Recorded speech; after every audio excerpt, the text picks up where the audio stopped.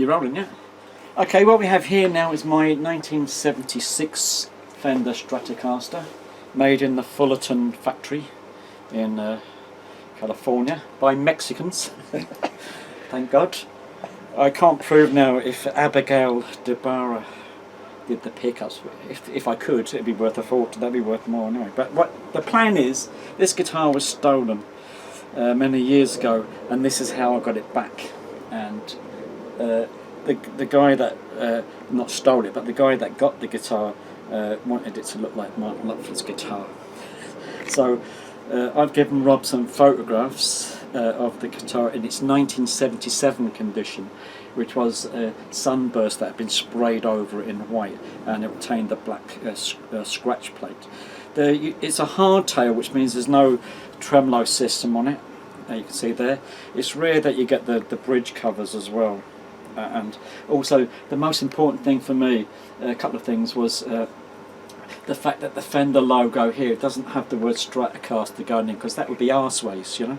And the new Fenders now, the Fender would be here, and it'd have Stratocaster going across, which is also gank. So I just prefer the Fender just there. You know, what's the matter? You got your bullet truss rod there, which is nice. It's got the 3 screw plate there. Serial number is I know it off by heart, so don't be worrying.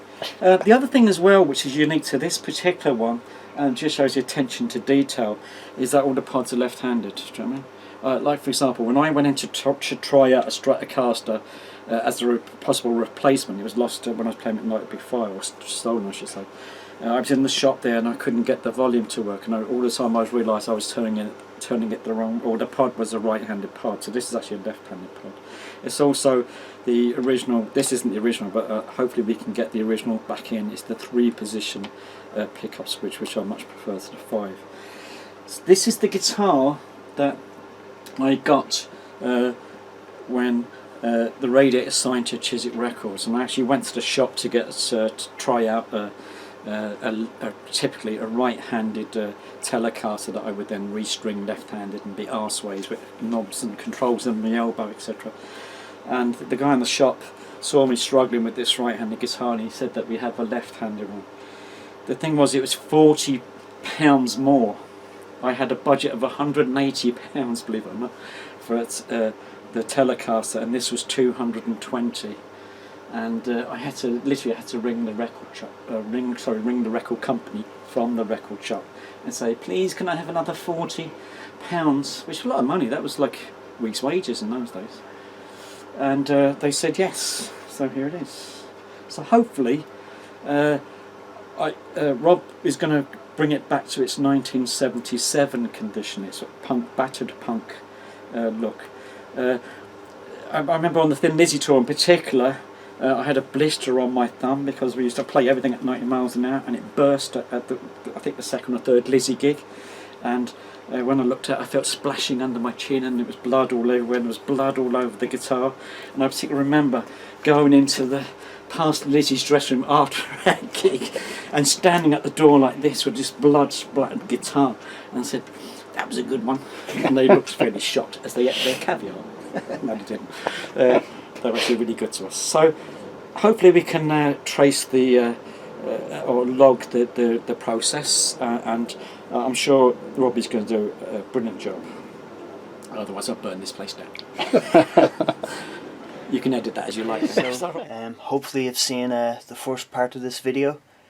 P. Holidai gave us a great introduction about the history of this instrument, how he got it, how it had been repainted since it had been stolen from him, and what he's looking to get done to it to get it restored back to its 1977 condition.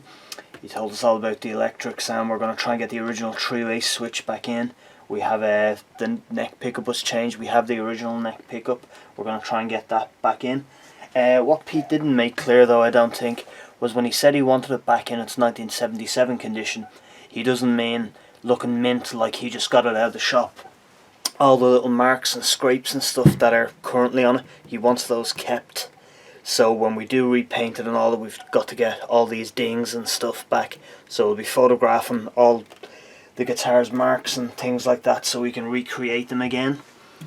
And as you've seen from the pictures of how it looked back in '77 when P had it, there's some damage here and that. We've got some marks on the horn and stuff like that we're going to completely recreate. So all we're going to do today is we're going to take the strings off, we're going to take the neck off, we're going to scrape some paint inside the neck pocket just to see exactly how it was painted and what was done.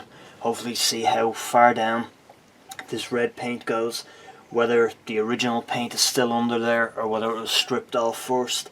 And we probably take the scratch plate off and just have a quick look underneath at what's going on there, see whether there are any other modifications done or is there any other changes. And that's just what we're going to do today, just an initial assessment to see what we're going to do. So first things first, we're going to take these strings off. You can see we've got some wear around the headstock here and that, but we're not actually going to be doing anything to the neck. So when we take the neck off, we'll just be putting it safely to one side until it's time to reattach it back onto the refinished body. So with our strings off, we're now just going to unscrew the neck. So these screws are actually coming out quite easily. And this is of course the 70s Fender 3-bolt neck join, as opposed to 4 with our small little micro tilt back here. So making sure we're hanging on to everything that comes off, because as you said, we won't be cleaning the hardware or doing anything like that. We'll just be putting it all back once the body's been restored. So you can see we've got some lovely dirt and filth under here. So with that gone, their neck should just pop out, and it has. So okay, so now we've got our neck off the Strat. We can see the heel here, and what we're interested in is these numbers on the bottom here. So just to take you through what these numbers mean, first of all we've got a 09. That indicates that this is a Fender Stratocaster model. Other numbers would indicate a different model. Next we have 03. It's hard to make out the 3 because we've lost the bottom of it here, but that indicates that the neck is maple, which is correct. And now we get on to the interesting numbers. The first 2 digits here we have are 3 and 6. So that indicates that this guitar was made in the 36th week of that particular year. The digit on the end here we have is the particular day of the week, so the 3rd day of the week, so this was made on a Wednesday. But then this second last digit here, which is a 5, that indicates the year it was made. So this neck was made in 1975. So we think the guitar is a 76. So when we use our numbers, if we know this is 5 means 1975, it was the 36th week of that year, which would have been between September 1st and September 7th. And if we use our 3 here, it was the 3rd day of the week, so that would have been September 3rd. So Wednesday, September 3rd was 1975 was when this neck was made. So as I said, we think this, because it was so late in the year, would it be in September, it was probably 1976 when the neck was actually used and joined with the body to make it a 76 Strat before it came into Pete's possession in 1977. So there you go. As I said, it was Strat, maple neck, 36th week of 1975, day 3. So Wednesday, September 3rd, 1975 is our year of manufacture for the neck. So the best way to date the body would have been here. There would have been more stamps, but as you can see, this has been painted over or whatever was done to it. So we've no real way now of knowing exactly when the body was made. But as we're told, it's a 76 Strat with a 75 neck. That's pretty much what we'll have to go on. So our next piece of dating is the serial number, and you can see the start of it here is just 711. So that, and it's a 6-digit number, so that puts it in the 700,000 range, which is correct for being a 1976 Strat. So next we're going to take off the pickguard and see is there anything we can tell. Hopefully the pots should have dates on them as well. Plus we'll just take a look at what's going on inside and see if was anything messed about with or anything like that. And also a note to point on this scratch plate. This is the original black scratch plate that P had on, but it seems to have been sprayed or something like that. And you can kind of see around the edges where it's starting to wear that the black is starting to show up again. So that's going to be another separate project, stripping this back down to try and get it back to its original black. But for the moment we'll just start taking out the scratch plate to see what's going on underneath. That's all our screws out.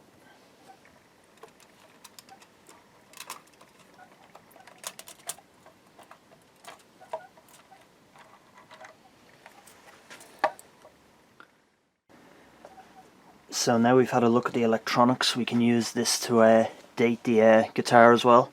So our first 3 digits on this number here refers to the manufacturer of the pot itself, which is CTS, so that's the 137. The next 2 digits refer to the year that they were made. So this pot was made in 1976, and then our last 2 digits are 20 here. So that was week 20 of 1976, which was May 10th to May 16th. So this pot was made in May of 1976. So that means we have a 75 neck, 76 pots, and our serial number also refers to 1976. So taking a look at the rest of the electronics, we can see that the switch has been changed. It's a newer, more modern switch. We'll be trying to get the original 3-way switch back in, but we don't know if it's in a working condition or not. But we'll try, and if not, we'll keep this 3-way switch.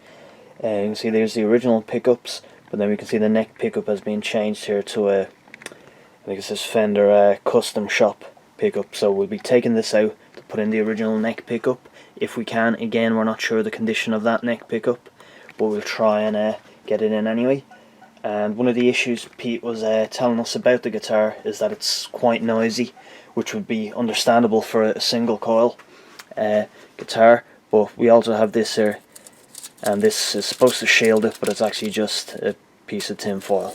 Not even actual shielding tape like we're getting further down here. This is just literally a piece of tin foil that's stuck in place to try and act as shielding. So even though it might be vintage tin foil, we'll be replacing all of the shielding tape with more modern silver shielding.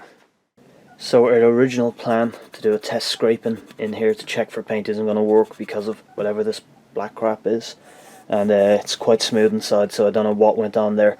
So what we're going to do is right down here just on the corner where it's never going to be seen because it's under the scratch plate, we're just going to scrape off the edge of paint here just to see what's going on and exactly what we're dealing with.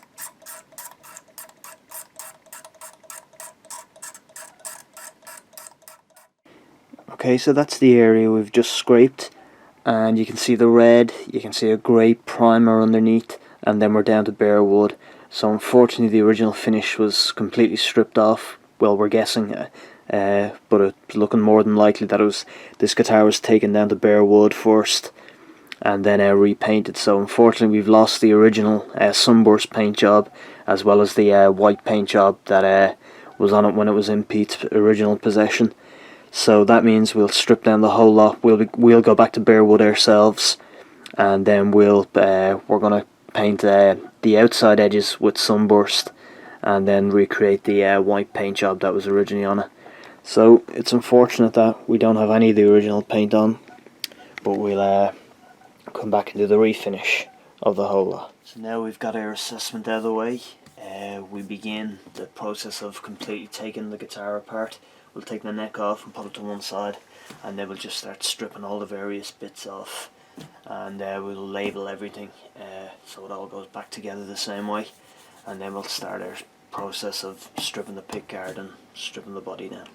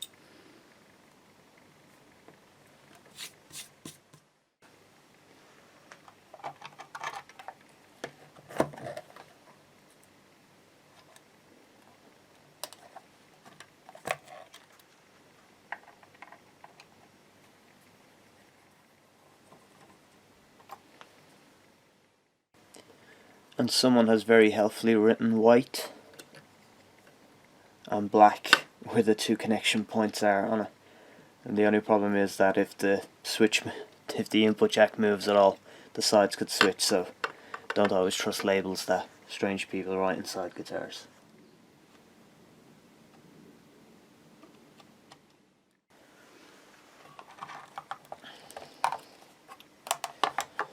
So now we've completely separated the electronics from the body, so we can work on the pickguard and all the electrics separately to the body. So our next step will be to completely strip this back to bare wood. We still have the ferrules in the back here we're going to knock out, and so we'll take it right back down to natural wood. We're going to photograph all these marks and scrapes we've got all over. So as I will bring you back, our next step will be to strip the body and start working on it. So apologies for the noise, but it's absolutely lashing out, so that's going to cause us some problems. We've now got the body completely stripped. Everything's off it. Ferrules out the back, the neck plate. We took off all our hardware, all our electronics are out in that. So now begins the process. We're going to strip off the current paint job. We just spent the last while photographing absolutely everything, all these little knocks and bumps and various different parts where the paint has come off and all the little dings. And as I said, we've got some photographs from Pete as well of how the guitar looked back in '77 that he wants it to be restored to. So what we're going to do now is we've got various scrapers, razor blades. We're going to be using sandpaper and that. I'm just going to slowly strip the paint back off this and get the guitar back down to bare wood. We're not going to use anything too aggressive. We're not going to use anything chemical or any electric sanders or anything like that, because we just don't want to go too far or change any shapes or, you know, cause any damage more than we need to. So as I said, just going to use scrapers and stuff. You can see, just starting to very lightly strip off this paint. Again, we don't know how many layers were put down, or you know what kind of lacquer was put on top, if there was any lacquer put on top, or what type of paint was used on the primer base or anything. So that, as I said, we'll just take it nice and slowly and just start to strip off bits and pieces.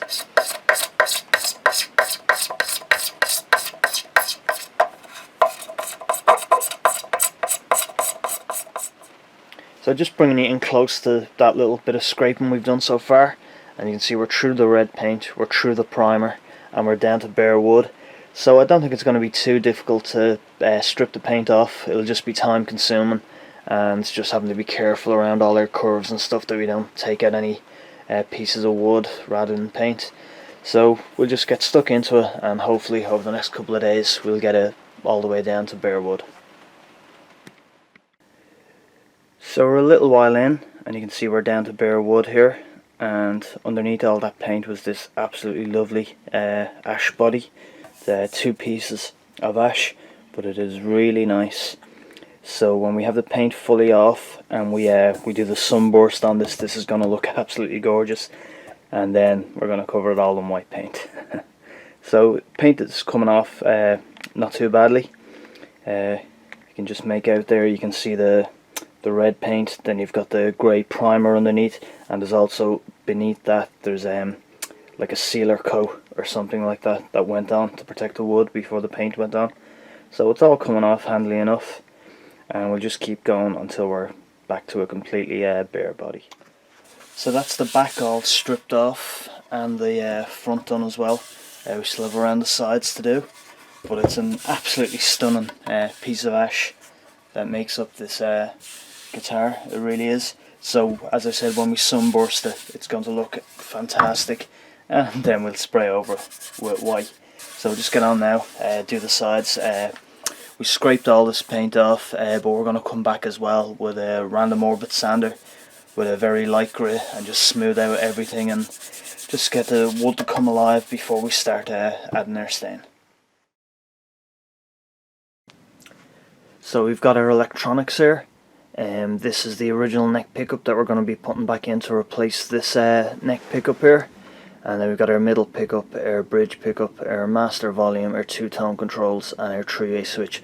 We've got the original 3-way switch over here, but we've been discussing it with P, and we're not going to put the original 3-way back in because we think that's where the problem was originally, that that switch was failing and it was causing issues with the neck pickup, which is why it was changed over. But because we now know the neck pickup does work, we're going to put it back in and see if we can get everything working, and we'll just leave things as that.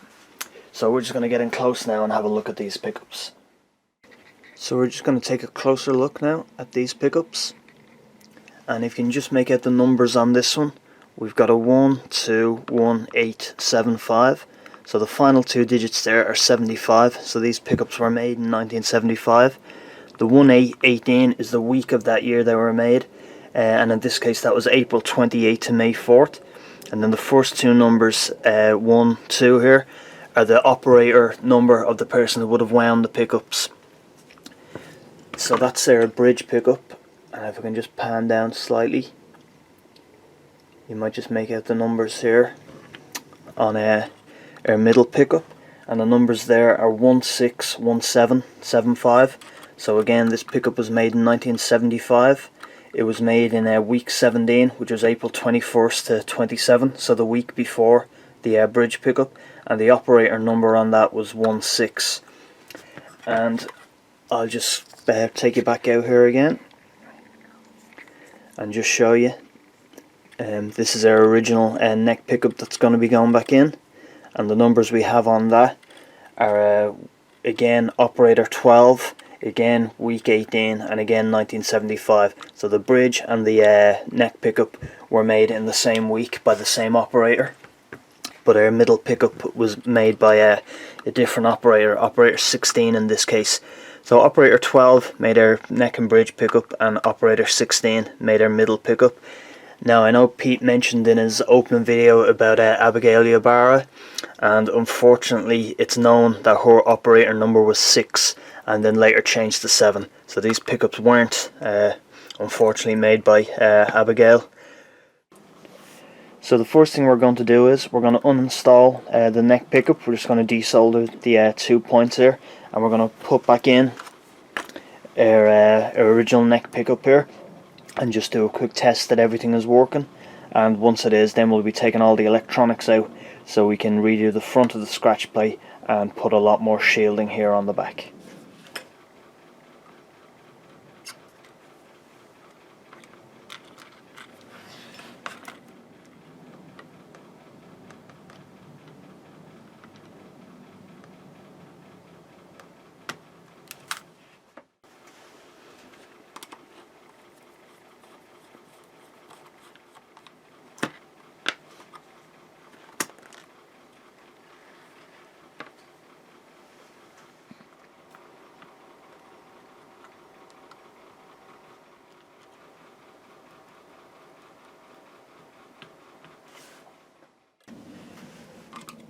So we're just in the process of taking all the electronics out of the pickguard so we can begin work on trying to restore that.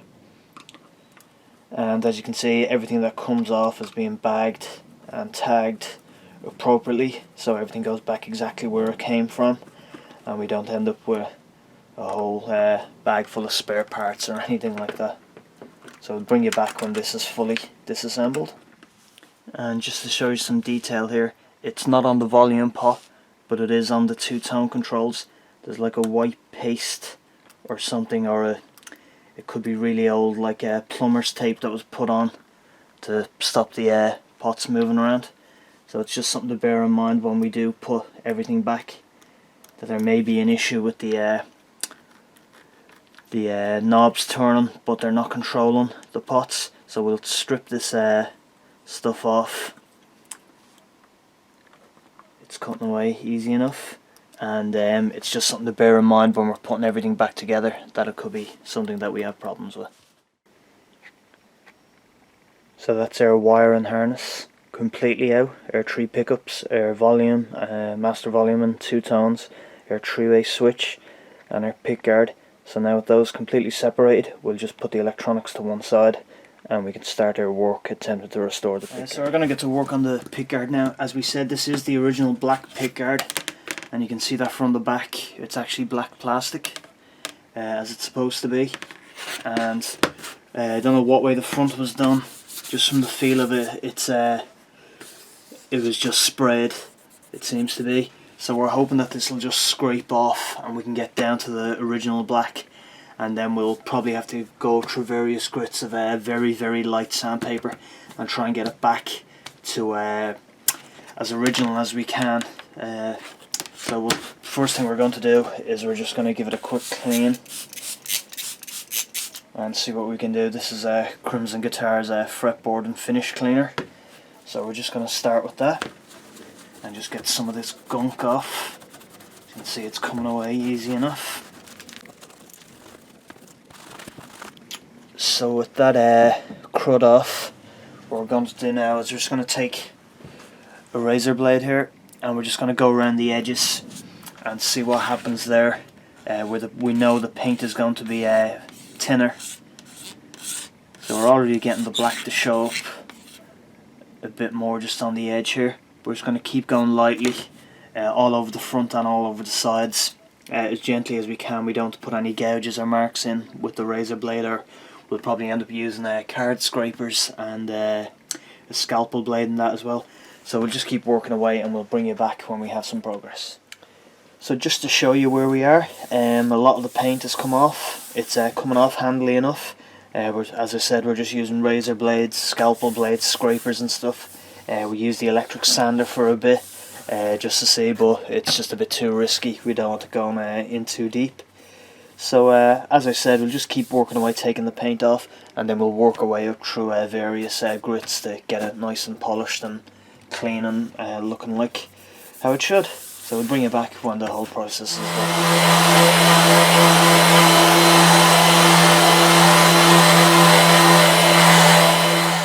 So now there's our pick guard. We've scraped the sides, completely taken the white paint that was on the top off, and we went over the top with scrapers, razor blades, scalpels, and lots of different grits of sandpaper, and then just at the end there we just gave it a quick polish.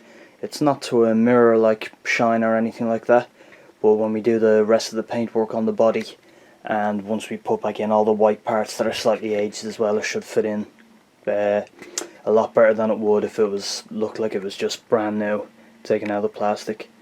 So that's that. Pick guard done. So now we'll reinstall everything back into that and have it ready to go back into the body. So here we are with the instrument. We've taken all the paint off, we've got that primer off, and we've got like there was some kind of sealant layer or something on, some kind of sanding sealer had been put down, so it's all come off. So we're completely down to bare wood. Some of the marks and dings that we were looking at, if I can find you one just here. See, example, this ding here, it was so deep it's gone right into the wood, so you can actually get your finger in there a little bit. And these are the kind of details that we're hoping to replicate when, after we've done our sunburst and our white paint, be little knocks like that. So it'll be easy to find where that is because it's so deep. We've got a few little marks and scratches as well. Now we could keep sanding and going right down and get them completely out of it, but we risk changing some of the curves on the instrument, and that's definitely not something we want to be doing. So it's pretty smooth now, kind of. We've gone over it with a few various different grits of sandpaper. So what we're going to do is we're just going to refine it slightly again with some more grits of sandpaper. Make sure all our edges and stuff are clean. And what we're going to do is begin the sunbursting process. And we're going to do it a little bit differently than a regular sunburst. Instead of trying to airbrush on or use spray cans for to get the 3 different colours, what we're going to do is we're going to stain the wood. So we're yellow, red and black to make up the sunburst. It'll just mean that our paint isn't going to have to go on really thick. There won't be 3 layers of paint and then lacquer on top of that, and then the white paint and more lacquer. It'll just be way too thick. So if we just use our stains, it'll keep it nice and thin. Then we can put our white layer on, and as we chip away at the white layer, it'll expose the black and maybe the yellow and reds in certain places. And then finally, instead of using what I'd normally use, like a tough 2K lacquer, we're just going to use a very light coat of clear coat on it, so it'll age well, and it will take a few knocks and that kind of, and show some nice wear. And over time, the little dings and stuff like that will start to show up a little bit more, and hopefully by the time we've done all that, it'll be back looking exactly how Pete wants it. So our next stage is going to be, as I said, just refine the edges and stuff, and then we'll start our sunbursting process. So as I said, we've got the body completely sanded now. We're going to start off with some Crimson Guitars Stunning Stains Yellow, and we're just going to do most of the front of the guitar, and we'll do the back as well, just to start to create the sunburst pattern. So we don't need to go right to the edge because we're going to have another red layer and then black all the way around the edge. The good thing about this as well is the sunburst isn't going to be the final colour, so we can use this kind of as a test to get it started. So as we start to put the stain on, because it's water based, it'll start to sink into the wood. So as I said, we had that kind of plasticky sealer layer on it. If we've missed any spots or anything like that, the stain won't soak in on that spot, so we'll be able to pick out any high areas and stuff and make sure we get rid of that plastic sealer before we go forward. So we'll just start here now with our yellow stain. So this is Robbie in the future, and I'm just going to cut across the other guy to say what Robbie back then had forgotten to do was actually use grain filler on the body before he started doing any of the staining process. So as soon as we started to paint it with our white, you see we've got all these little gaps here in the wood that should have been filled by grain filler. So what we're going to do is sand the body back completely to bare wood again, use our grain filler all over, and then start the staining process. So we'll cut back to the other guy, and he's doing the process that is going to occur after this, when we actually should have done the grain filling before we did our staining. So let's take you back to that guy, and he'll go on with the staining process. Just start to brush that in. As I said, we're not going to go all the way to the edge with this, just reasonably close to it, because there'll be no need to. I can already see that the stain is starting to soak in really well in most areas, which is a good sign. So it means we hopefully got rid of all that plasticky sealer. And as I said, with this body, it's an absolutely lovely piece of ash, and it's starting to come up lovely now by just putting the stain on. So we're not even going to need more than, you know, maybe 2 coats of this stain, just to make sure it's nice and even everywhere, that it's nicely soaked in.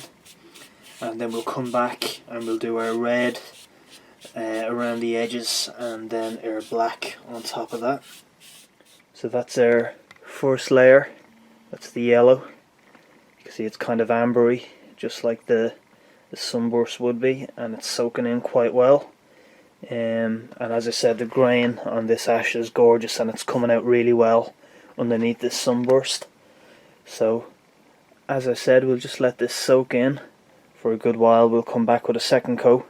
You can see these 2 areas here where I think we didn't get all of the plastic sealer off, and as I said, it's good that it comes up now that we can see it. So we'll just scrape that area again and recoat it with some stain, but that area is going to be completely covered by the pickguard anyway, and it's going to be covered by a layer of white paint.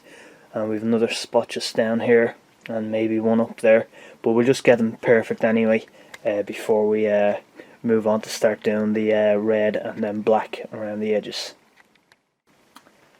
So moving on to do the back now, and same again, we'll just concentrate towards the center, and just, we won't go too close to the edge. And as I said, this wood is absolutely gorgeous. I am probably going to cry when I have to spray white paint over this. It is absolutely a gorgeous piece of ash. And you can just see we've got a little burn mark here, just from where we were a bit too aggressive with the sanding.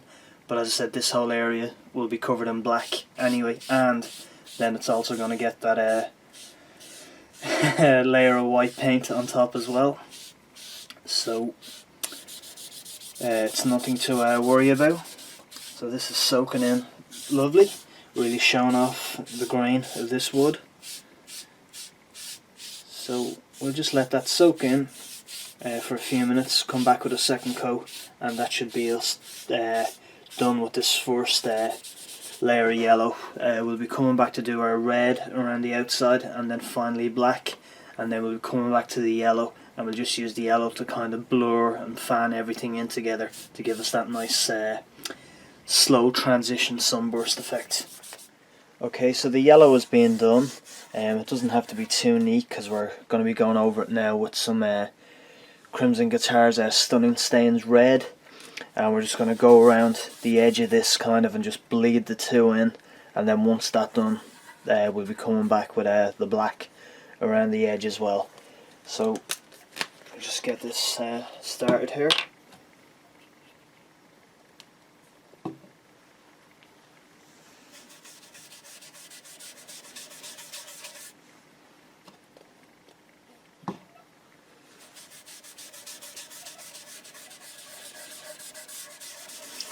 So when we go from orange to red to black, we come back with the yellow then and just kind of smooth everything in and just blurs all the lines of the whole lot.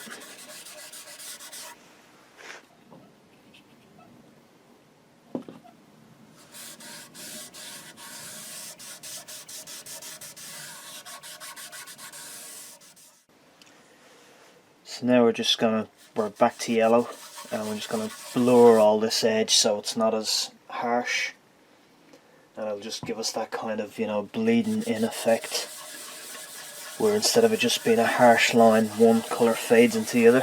So you can see the line starts to slightly disappear, and it just kind of, you know, helps keep things smoother rather than just a harsh yellow and red transition. It gives us this kind of orangey mix along here, which is exactly the, as we said, the burst kind of effect we want. So this is roughly the effect we're looking for, where we've got yellow here, red here, and just a smooth transition between the two rather than a harsh line. So when we come back and do all the edges with black, it'll all just fade from black to red into our yellow here and give us the sunburst we're looking for. So unfortunately we forgot to hit record there, but we've just put on our first coat of black, and we've just kind of established our outline, our perimeter kind of, and you can see the harsh transition from black to reddish, the kind of yellow happening. So what we're going to do is we're going to let that black dry in a bit, come back once again and completely darken it, and then we'll take our yellow and our reds and we'll just blur this line here. We'll probably take it in a bit deeper and just blur it slightly and feather it all in, so we get a smooth transition from the black fading out to the reddish orange here, and then fading into our yellow.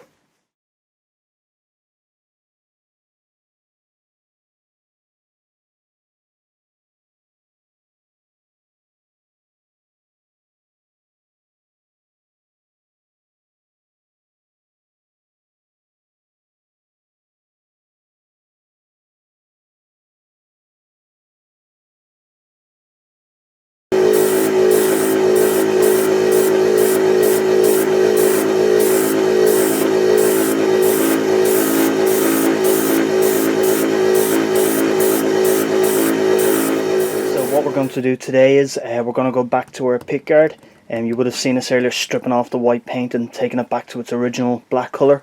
On the back we've just done a bit of cleanup to get rid of some of the gunk and glue and stuff that was on it as well. And what we're going to do today is we're going to use some copper tape, and we're going to shield the back of the pickguard, and then after that we're going to reinstall our wiring harness that you saw us working on earlier as well. So that's the plan for today, to get our shielding installed and reinstall all the electronics as well, and then we can do a secondary test to make sure all the pickups are working and our controls are working. And if you remember when we were taking the wiring harness apart, and you saw we had some plumber's tape around some of the controls here, so we want to see if the controls are going to refit again, and are they sloppy or loose, and that's why somebody had put tape on, and if so we can make any adjustments and improvements that we may need.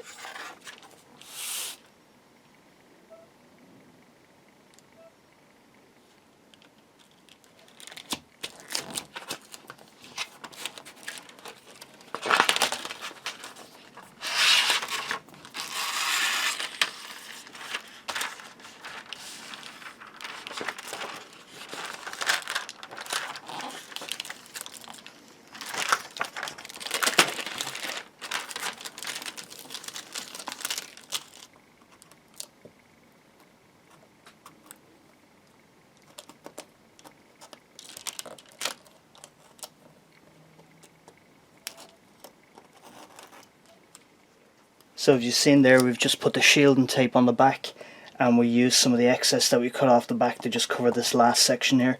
So we're just going to go around the whole thing with a scalpel blade and take away all the excess tape, and we'll try and save as much as we can, because we'll be using it again later when we're shielding the cavity.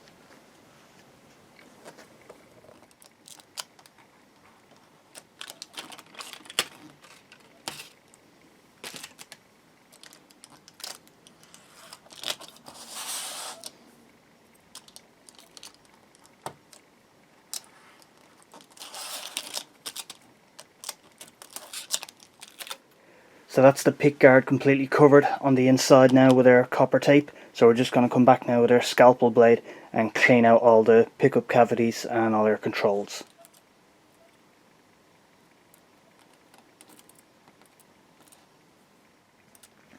It's also worth mentioning at this time that scalpel blades are extremely sharp, and when you do cut yourself you don't even feel it because they cut so cleanly, and it's only when you notice blood on your workbench that you notice the cut, so be careful.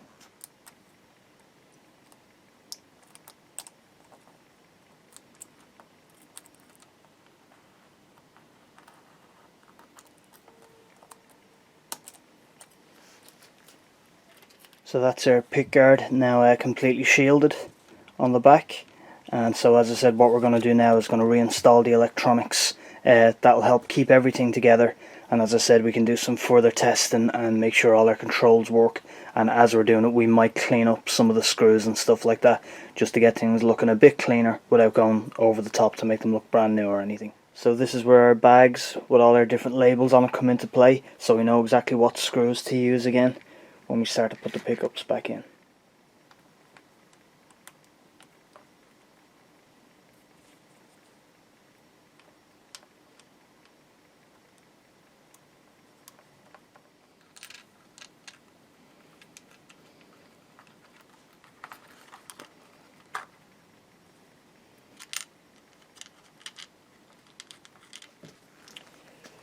So we're just starting to put the pickups back in, so this is always kind of fiddly, and just trying to get the screws in from one side, springs in the middle, and to get the pickup in as well.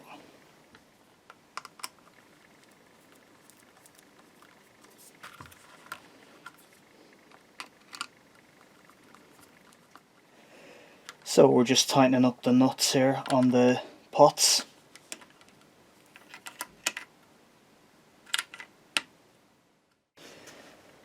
And now we're refitting our control knobs, and this is the thing we wanted to check, whether or not these would move or slip, and they're not moving at all. So it's strange what that tape was for, because just looking at them from the side as well, there's pretty much the standard gap you'd get on any Stratocaster. There isn't a huge amount of space or anything like that, so it is strange why that tape is there, because as we said, the controls do fit. They press on very firmly and there's no slipping at all in them. So we'll be taking these back off again and to readjust them. But yeah, so that's worked fine. So that's our pickguard reassembled. We've got all our electronics in, our pickups and our controls and our three-way switch. As you saw, we did our copper shielding on the back. So what we're going to do now is we'll just do some testing to make sure all the pickups are still working as we want and the controls are working as we'd like, and then we'll disassemble the whole thing just to do some cleaning, take some of the gunk off the parts, and then we'll reassemble it once more, ready to go back into the instrument. Okay, so probably not the guitar you were expecting. This is P. Holidai's Burns Marvin guitar that he's dropped into us. We're going to be doing some cleaning on it and a quick setup in that, but we're also going to be using this as the reference colour for painting the 76 Strat. So this is kind of it's an off-white or an Olympic white, or there's dozens of different terms that Fender gave them as well, and there are all sorts of different car paints and stuff that were used. But this is going to be, as I said, the reference for painting the 76 Strat. And we've done various different tests, and this is the colour we're going to go with. This is an heirloom white. On camera they don't seem to match up that well, but in person they're actually quite close. So we have our paint here, it's just a standard spray can and it's heirloom white. So it seems quite close, and that's what we're going to go with. We've got the 76 Strat body here. It's been sunbursted as we said, not exactly a perfect sunburst, but enough that when we start to chip away some of the white paint to show some of this, it'll give us the effect we're looking for. So what we're going to do now is we're going to hang up the body and we're going to start doing our first coats of paint.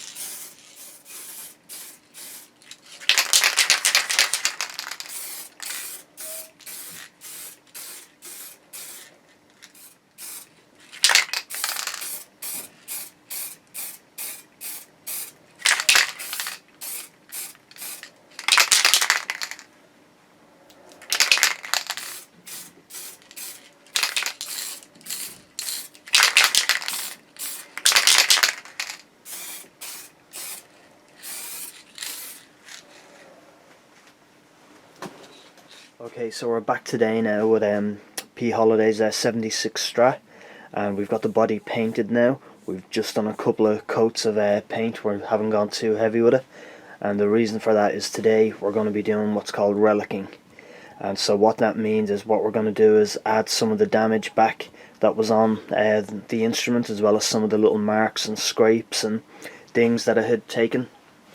And so before we started the process of stripping the guitar down, we took a lot of reference photographs, so you can see here, so we can add that damage back and know where the marks were and things like that. So we also have some photographs that Pete was able to give us of how the instrument looked back then, and so you can see where we had some marks there, so you can see where the paint had chipped off and it's exposing the black part of the sunburst underneath there. So it's little things like that we're going to be trying to recreate and add back to the guitar to make it similar to how it was in the condition that Pete remembers it.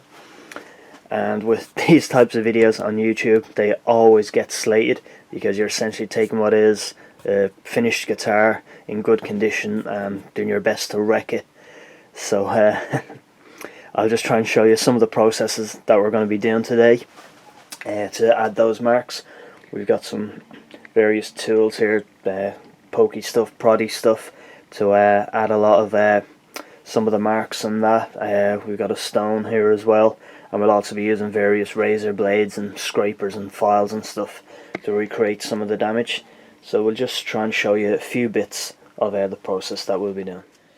So we're just starting off here. This is the instrument's upper horn, and we've got some reference photographs of that area, so you can see here where we've lost paint and it's gone down to bare wood.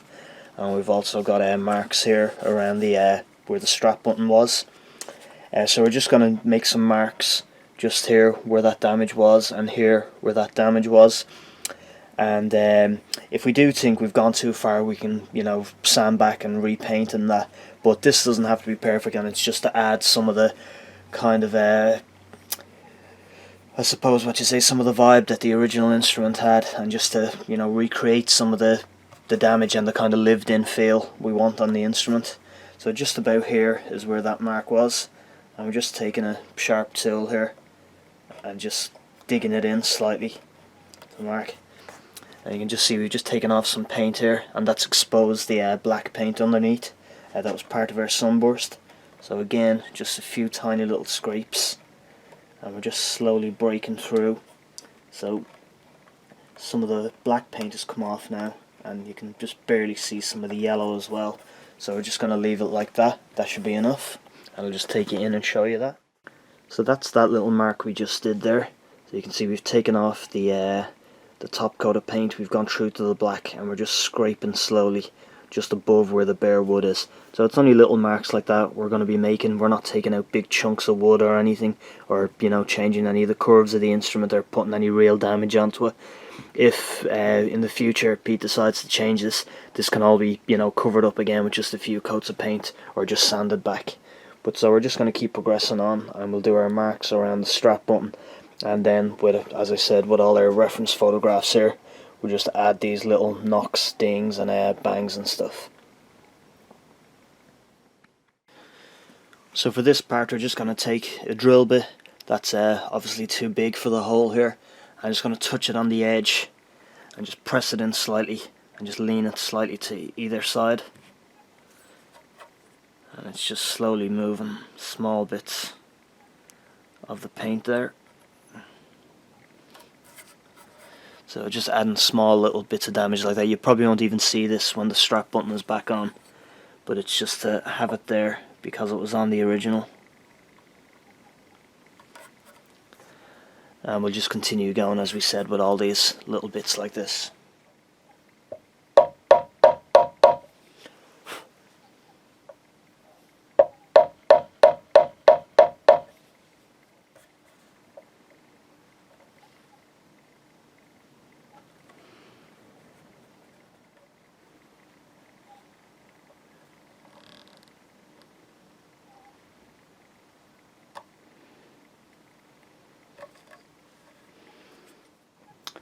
So hopefully this is showing up. It's hard to get the camera into focus properly on it, but just this area here where we've removed some paint, just in this area the yellow is kind of starting to show through of the sunburst, and that's the whole reason that we did the sunburst and then painted over, so that when we did start to remove these chips you would see a little bit shown through. There's going to be other areas where you'll see it a lot better, but that's just the start of it and showing you the reason why we did the sunbursting.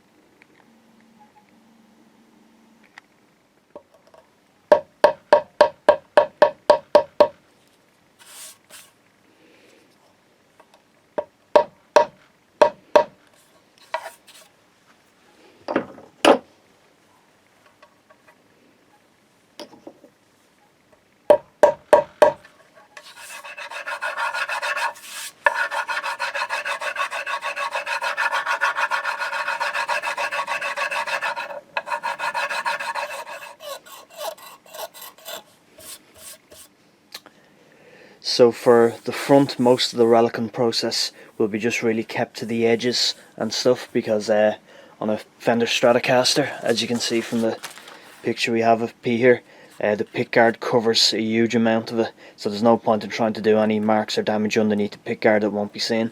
So you might do some marks around here where people may have missed putting the cabling in, and then up around here on the forearm contour, where just that will get a lot of wear and tear over the years, and then just bits up here as well.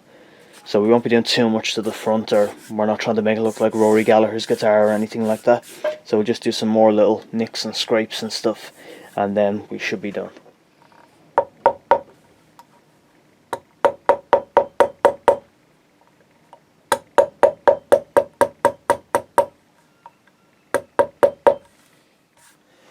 So that's our relicing process pretty much done. You can see we haven't gone too crazy. It's just little chips and dings and stuff that the body would have taken naturally over time. Some heavier marks and stuff that we got from reference photographs that we had from P. Some bits that we've done might be very hard to see, you might just have to catch it in the right light. But a lot of it's just like dings and little knocks and stuff that the body would have taken that don't even go through the paint. They just sort of compress the paint and the wood and stuff. As you can see, as I said, we haven't gone too crazy. We haven't done too much to the front, as we said, because of the pickguard. We've got some heavy areas here as well. That photograph showing us took a lot of knocks and stuff, and he said this is where your forearm would rub a lot. So we've taken the paint down a good bit here, just to the point where it's about to break through. Again, areas that will wear, a lot of stuff along the edges and stuff like that. So as I said, not a crazy heavy relic or anything like that, just more like just a bit of road rash kind of that the guitar would have seen over the years. So what we're going to do now is our next step is we're going to put a clear coat on the body just to preserve the paint job a bit, but without going too heavy, so the body can still continue to naturally age without putting on a heavy lacquer and completely sealing it and the guitar becoming bulletproof or anything. So we'll just put that light sealer coat of a clear coat on, and then our next step. So we're just going to begin our final assembly now. Off camera we gave the guitar a spray of some clear coat, as we said. And just try and catch in the light there, you can see that the guitar is kind of shiny now. So what we're going to do is use some fine grade steel wool and some Scotch Brite pads and that, and just take that shininess off it, so we still get the protection but without that shine, and make the guitar look a bit lived in, as we said. Then we're going to shield the cavities, and we're going to put the electronics back in and begin our whole reassembly. So we just start now with our steel wool, just to take that shininess off it. So we've used our steel wool and our Scotch Brite pad and that, and I don't know if you can tell on the light, but the shine has gone off the body now. It's more of a kind of a matte finish on it, and we're just using a microfiber cloth here to take away any particles of steel wool that might be left, because it's nasty stuff that we don't want going anywhere near our electronics. So just make sure all those traces are off, and we'll get ready now to shield the internal cavities. So for shielding, what we're going to start off with is a sheet of this copper tape, and we're just going to hold it over the cavity roughly kind of where it is, and just using our finger we just kind of run over the cavities here, and it creates a bit of an indentation in the copper, and that gives us an idea of what we're going to cut out, just so we can shield the bottom part of the cavity, and then we can come back with some tape and stuff to go around the internal walls and that. So that might be impossible to see on camera, but we've got our indentations there just showing us where the cavities are, so we'll cut that out and stick that in to begin with. So that's our first piece in. Went in with great difficulty, so we just have all our offcuts and scraps here, and we can use that to fill in all the little areas that we might have missed and to bridge little gaps and stuff like that. Then we'll come around to tape to do the walls. So that's our cavity shielded. So our next step is going to be we're going to refit the pickguard in and the output jack plate, and give all the electronics another quick test. So we're just wiring up our output jack now so we can test the electronics again. And just a reminder, we have our helpful little label there. So at this point we've tested all the electronics, and just as a sidebar, we had a big issue with the neck pickup. There was broken windings on it.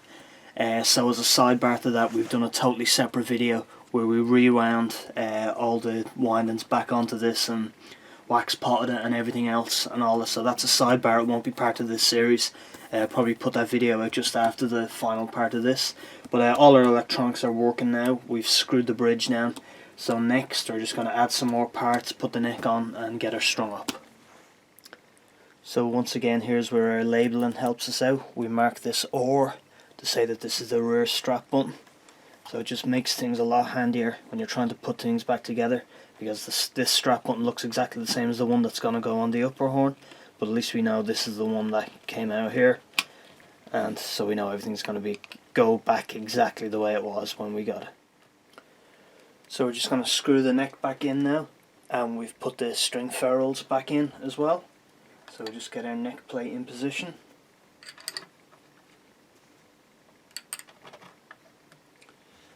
And get our screws in.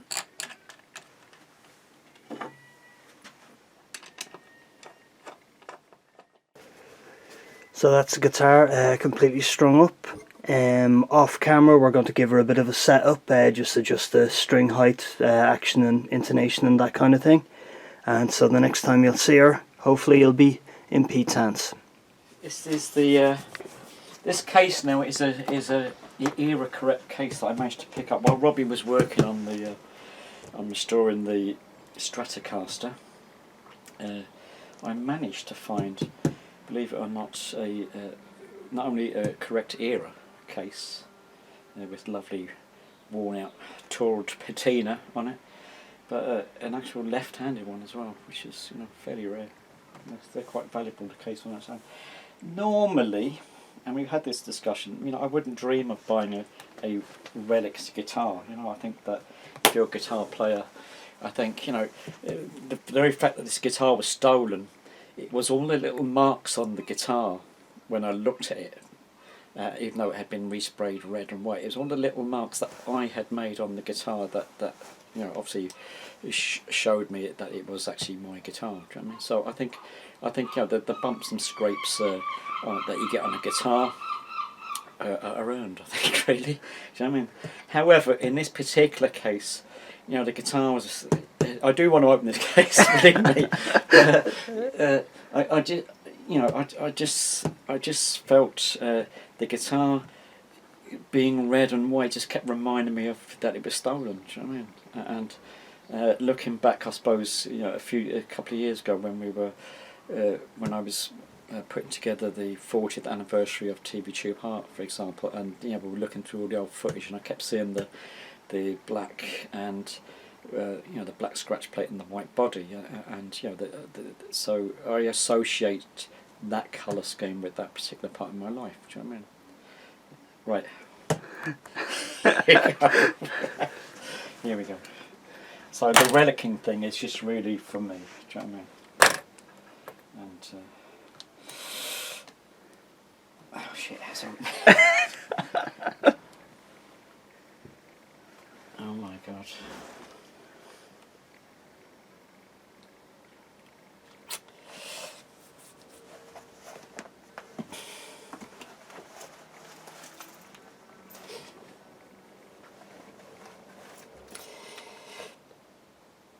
Works for me.